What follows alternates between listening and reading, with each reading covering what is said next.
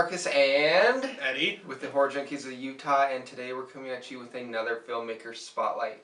In this series, we basically break down filmmakers and spotlight them and give kind of their more notable works and what we want you to go look at, and maybe some stuff in their past. And today we're doing George A. Romero. George A. Romero, the father of the living dead, I would say. I mean, of zombies. there's zombie-ish movies before his original Night of the Living Dead. There is, but he brought in the flesh eating and all that. Definitely. I mean, that film's like 68, I believe, somewhere around there. Black and white, classic.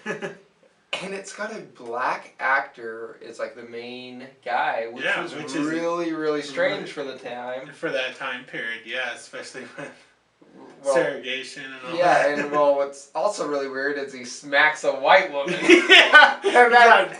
that shit just doesn't happen in 60s movies.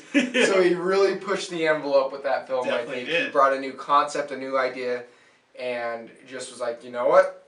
Fuck it. Let's do it. Let's do it. And he did. He made a whole genre off that film because we have two other films that follow it. Dawn and Day. And with his movies, there's always been political tones in his movie. He's always done with society and what's going on with civilization at the time. Oh, yeah. I mean, Dawn of the Dead, American consumerism at its best, with being in the mall and everything. But so, out of those three core films, I would say that those three films are his legacy. Definitely are. They're like his trilogy of. Yeah, it's almost like George Lucas with the Star Wars franchise, and we got George A. Romero with the. And he kind of went down the same path as George because nobody really liked his later. George went down the same path as George. Yeah, but I totally agree. But so out of the three, you got Night, Day, and Dawn. What was your favorite one? It used to be Dawn, but when I got older, Day became my favorite one. Really? I really loved that film. What is it about Day of the Dead that does Day of the Dead has Tom Savini really stepped up his game on the special effects on that one. Definitely. I like the political tone with dealing with the military and the scientists are like, come on, we gotta find a solution, not just do a straight bloodbath and kill people and screw you. You don't have enough bullets to kill him, Captain. Yeah. What will you do then? Yeah. I mean, it was just overall a great movie. I loved how it was shot in a mining storage inside of a mountain. It was actually really cool, And still to this day, it's used for storage. Sweet. Well, so Day of the Dead is yours. What about you? God, I love Night of the Living Dead because it pushes the envelope so far. It definitely does. It's such an old school film. It's almost has the feel. For that movie, it was very taboo for society. Because society was like, people eating people. Definitely. But I gotta go with Dawn, man. Dawn's a great film. I love Dawn. I love the whole atmosphere in the mall. Yeah, the mall. I would just go nuts. And it makes you wonder in your head, what would you do if you were in a mall by yourself? Yeah, right? Trying to survive.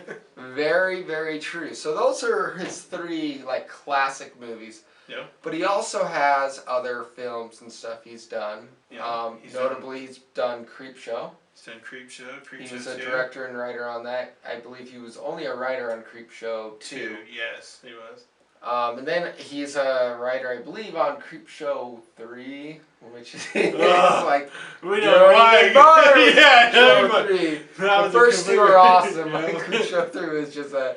And then he has the Crazies. He does have the Crazies. He did that right after Night of the Living Dead. Yeah. If you haven't seen the original Crazies film, you have the remake, the more popular version, I guess you would say. But it's definitely an interesting watch. It definitely is. And he even pushes the envelope on that one, Yes, too. he does. You're like, what the hell is going on in his head? The funny thing about George A. Romero, though, that I was looking up before we started filming this series is he plays in almost every one of his films as an actor. I didn't know. Because in Dawn of the Dead, when the scene opens up... Mm-hmm. Oh, yeah, he's the guy in He's the director. He's like...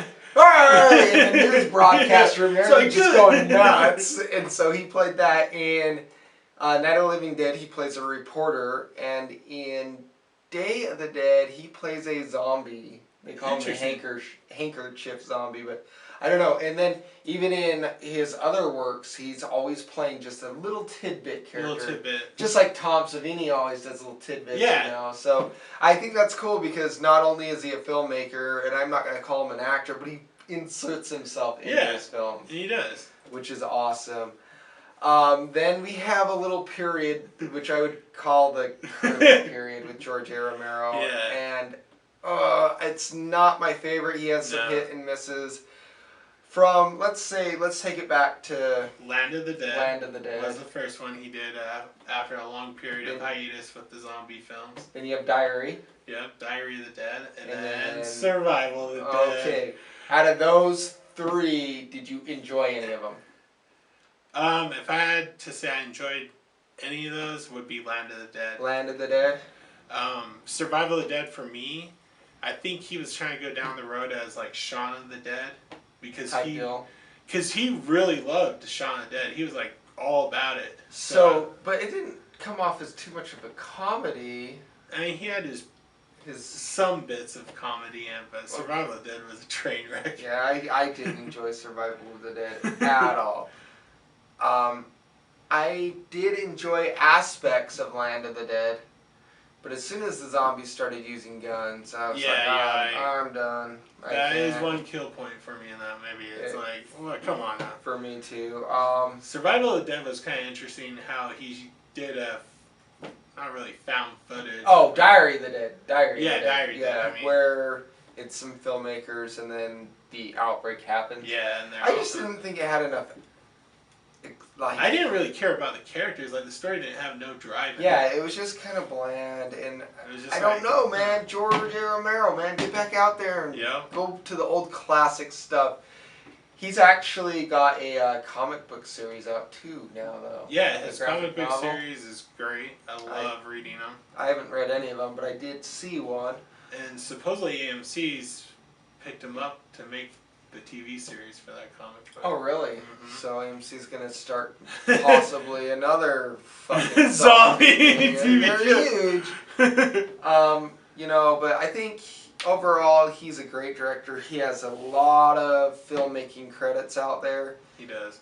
Even his blunders, in my opinion, are worth a one-time watch at least. And maybe you'll enjoy them. Maybe it's just I'm stuck on some high horse and I'm like, no way, man. He deviated from the first three. Yeah. And who knows? I'm probably biased on it. And he's inspired so many different filmmakers. He's inspired the whole culture of zombies. He has. I'm surprised he's still alive. Yeah. It's like him and John Carpenter. But every time I see him in an interview now, like there's interview after interview, and I've watched a lot of them over the years, his glasses get bigger and bigger. They seem like they get bigger. And he's always still smoking. I don't know, but he seems like he's very down to earth and very pleasant, friendly, and welcoming and opening. I've never met him before, but I've never seen an interview where the people that were in his movie say, "Oh, George was an A-level to work for." I never saw that. So, go check out a George A. Romero movie. Definitely. You've got all the classic zombie movies he's made, and then you have his tidbits in between. And then he has the Crazies. I would definitely check out the Crazies too. Crazies as well. So anyways, I am Marcus. I'm Eddie. This is the Horror Junkies of Utah Filmmakers Spotlight Series. Let us know down below what you think of George A. Romero and what is your favorite George A. Romero film. Also, hit the like button. Go ahead and subscribe if you haven't. And go over to our Instagram and Facebook pages as well. We are constantly posting stuff on there. Anyways, guys, go check out a George A. Romero definitely movie. go check it out. What would be your number one recommend? I would definitely recommend starting off with Night of the Living Dead, just to get a start, because you don't want to just go straight to Day, because you want to see the progression that he did, how each film got better and better.